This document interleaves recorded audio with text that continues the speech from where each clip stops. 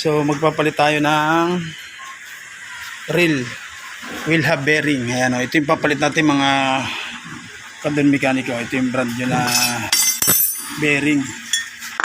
So nakakabit pa ito. Tanggalin natin to. Ayan. Kanyang rotor disc. Ayan, tatanggalin natin kanyang rotor disc. Ayan guys. So tatanggalin natin rotor disc. Ayan. Yung rotor disc na, tanggal na. So ang gagawin natin dito, dilogan natin tornilyo sa likod na 4 na piraso. Papakita ko sa inyo. Ayan, may tornilyo ito. Ito yung mga kadon mekaniko. Ayan o. Makikita nyo yan. Ito yung tornilyo niya, 4 na 14 mm yung ulo. Yan, 4 na piraso yan. Pinapakita ko lang po sa inyo kung paano magtanggal. Sana makatulong sa inyo mga kadon mekaniko. Tinatanggal natin ito. Yan. Tapos tatanggalin natin. May nut siya dito. Isang nut.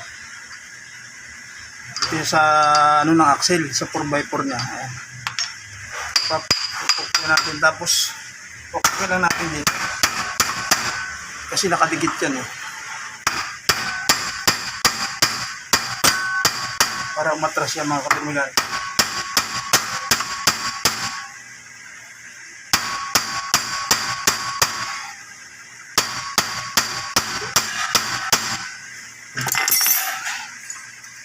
Maugong kasi ito, ang problema nito maugong.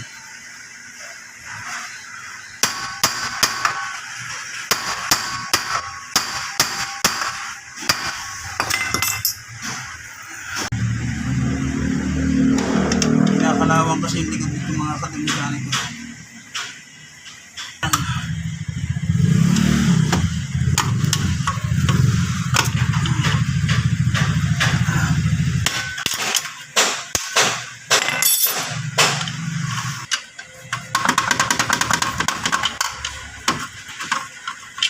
Kumapit lang yan mga kadon mekaniko dahil may kalawang.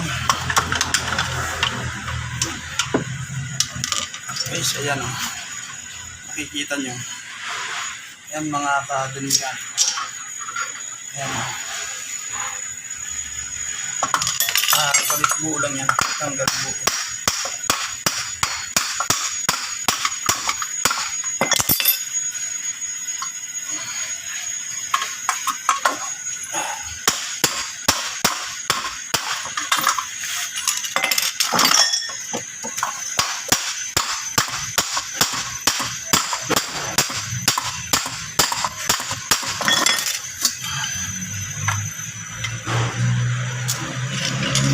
Iangat nila ng bahagya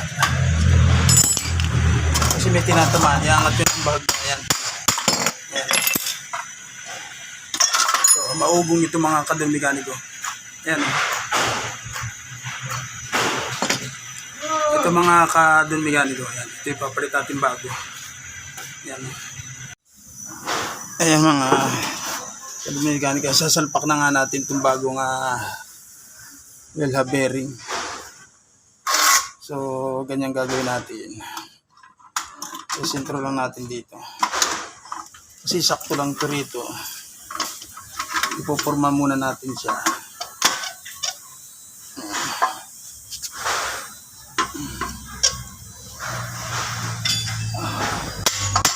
Ayan.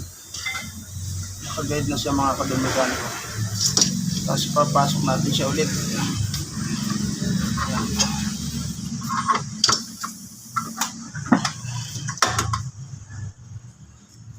Magpagawa din ng kanyang mga Subaru. Siyempre gagawin muna natin siya. Tapos ilalagay natin to.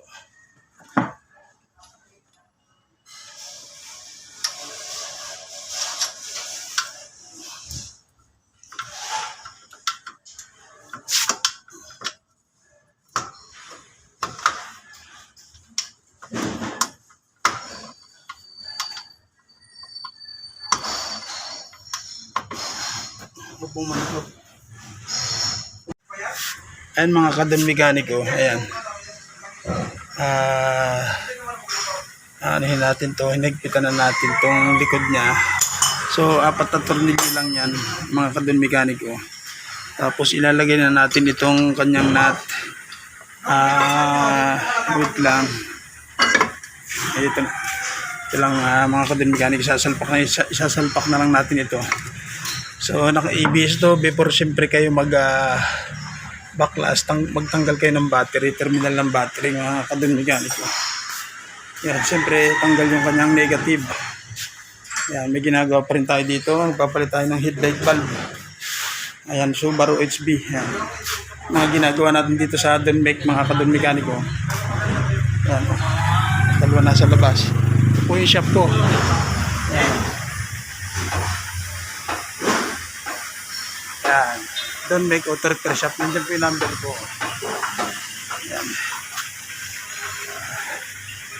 So, ilalagyan na lang natin. So, kung gusto ko nyo mag-DIY mga kadon mekaniko, kaya naman yung DIY ito. Basta yung procedure. Sundin nyo lang yung procedure dito. Ayan.